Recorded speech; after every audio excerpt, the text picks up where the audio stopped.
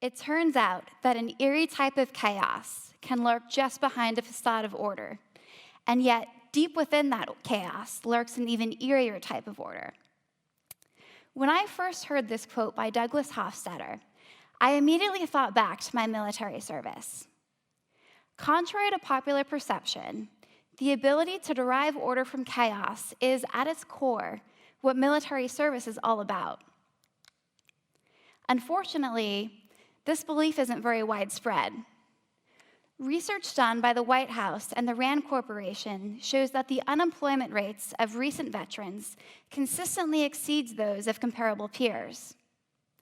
A recent survey done by the Royal British Legion paints a similar picture in the UK. There are numerous explanations for this, including skills mismatch and prolonged job searches. But in some circumstances, negative perceptions of veterans can also play a role. Organizations like the Academy of Management and the Center for a New American Society have studied employer perceptions of veterans and uncovered a few pervasive stereotypes. Namely, that veterans are more rigid and hierarchical than their peers. Through this talk, I hope to dispel some of those stereotypes by showing that veterans are, in fact, very agile workers and that they are highly skilled at deriving structure from ambiguity. In doing so, I also hope to show that veterans have skills far beyond those listed on their resumes, and hopefully share some skills that you can apply to your daily life as well. From day one in the military, service members are baptized by fire in the ways of chaos. Basic training, or boot camp, is the first step. Boot camp is often portrayed as highly structured, but it's actually designed to be an introduction to handling uncertainty. The days are tightly scheduled, but they are purposely peppered with miniature instances of disorder. For example, you might spend an hour cleaning your living space, only to have a tornado blow through, which in civilian speak means your drill instructor has ripped apart your bedding, taken your personal belongings, strewn them across the floor, and then intermixed them with the personal belongings of your 50 new best friends. To add to the effect, they'll take lockers, bed frames, mattresses, pretty much anything that can be thrown, and they will throw them across the room to leave the effect that a tornado has blown through. You will then leave your living space as is and spend the entire day wondering whether you will ever recover your personal belongings in the chaotic mess that was left behind. You might also experience a miniature instance of disorder during physical training. Often, you and your team will be told to do 20 push-ups as punishment for some infraction. You'll soon come to learn, though, that 20 never actually means 20. You might hit 11 or 13 or 19 push-ups, only to have the drill instructor restart the count at 0. And this process will repeat itself until the majority of your team finds themselves collapsed on the floor, unable to continue. Now, I know to some of you, these exercises may come off as mild forms of hazing, but they are, in fact, designed to be lessons in handling uncertainty. More specifically, they're designed to train service members to accept uncertainty and even to embrace it. For it's only when you can accept uncertainty for what it is, knowing you have the resilience to overcome difficult situations, that you're able to remain calm in the face of difficult situations. And remaining calm is the first and perhaps the most essential step to deriving structure from ambiguity. Another essential step is having the ability to imbue difficult situations with a sense of meaning. For in my experience, when people act with a sense of purpose, they're capable of pushing themselves far beyond what their limits might otherwise have been. I first learned this lesson on March 24th, 2014, the night of a fatal shooting at Naval Station Norfolk. That night, Jeffrey Savage, a truck driver with a criminal record, used a TSA ID card to falsely gain access to Naval Station Norfolk.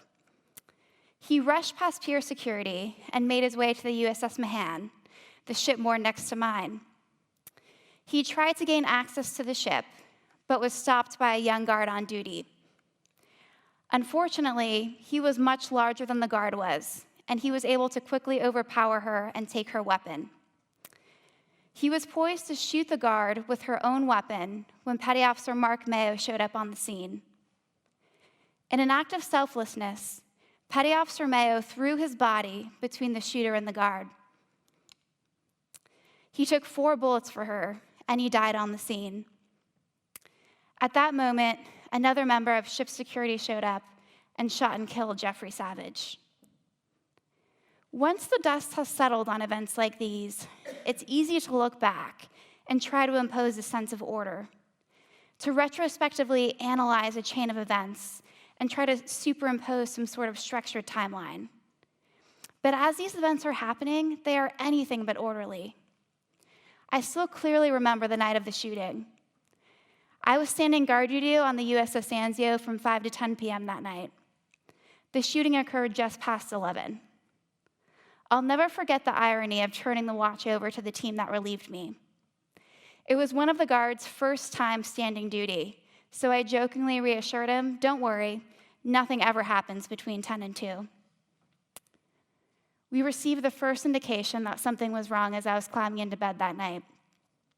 The guard on duty came over the intercom and in hurried tones alerted us all that there had been a security breach. Now, being told that there's been a security breach is always an indication that something has gone horribly wrong, but it's usually followed by more actionable information, so for the moment, most of us stayed where we were, slightly confused.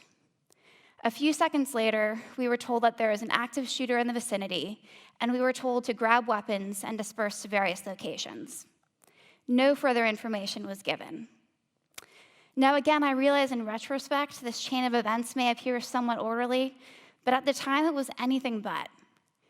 Imagine you are woken up in the middle of the night to an alarm signal, told there's an active shooter in your vicinity, and then told to grab a weapon and disperse in the direction of the shooter. To add an additional layer of uncertainty, as security forces, we are trained to never view a threat in isolation. At the time, we had no idea whether Jeffrey Savage was acting as an individual, as part of a team, or as a prelude to a larger scale attack. As a young 22-year-old, this felt like my first real experience of chaos.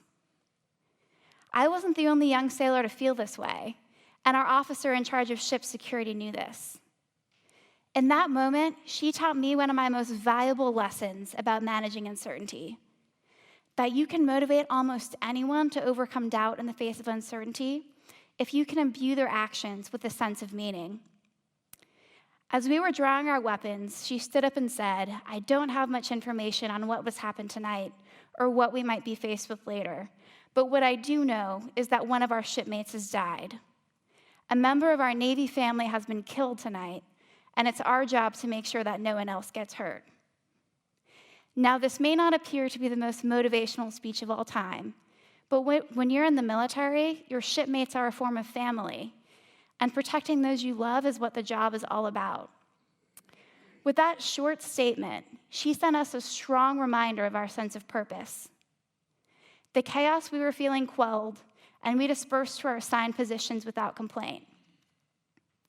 Now, you may view this as an isolated instance, a single chaotic blip in an otherwise calm military career. But I can assure you that this was not the only instance where I saw service members willingly propel themselves into uncertainty. On 3 separate occasions, I've seen sailors enter spaces with active toxic gas leaks, not knowing how quickly those spaces were filling with gas or whether or not they would come back out. I've seen a sailor enter the blast radius of a suspected explosive device. In all of these scenarios, service members willingly propelled themselves into uncertainty because they were motivated by a greater purpose. As their actions demonstrate, purpose can be a powerful motivator to overcoming uncertainty. This is a lesson I would have to apply just a few months later myself, when I was first challenged as a leader to derive structure from an ambiguous situation. I was charged with leading a team to navigate my ship during an international exercise when I received a report that the ship had lost all propulsion. Normally, this is concerning, but in this particular instance, it was a crisis. We were operating in a multi-column formation of ships with very tight spacing, and what that meant was that we had less than a few minutes to maneuver to safety before we would be involved in a potentially fatal collision.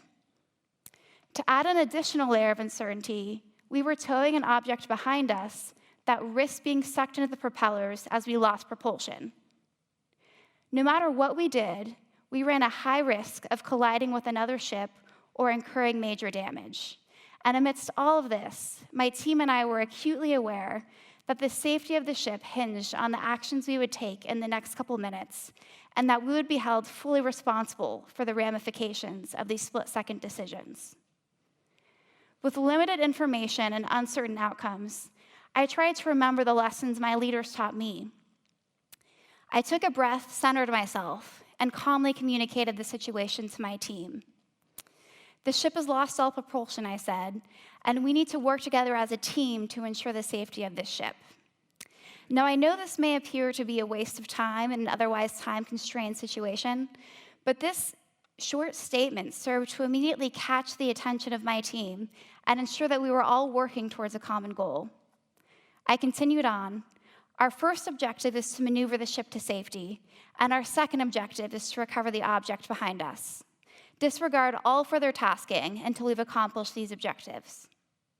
Like clockwork, my team sprang into action.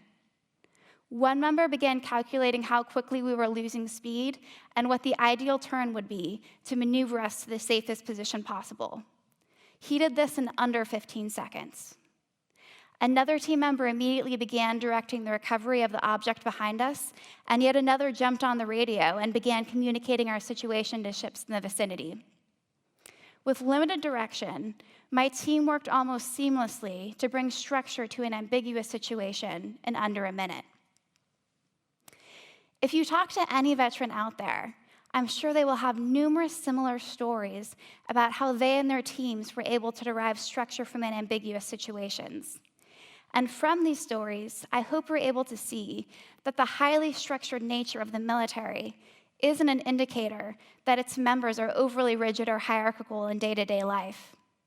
Rather, it's a byproduct of the fact that its members are frequently immersed in chaos.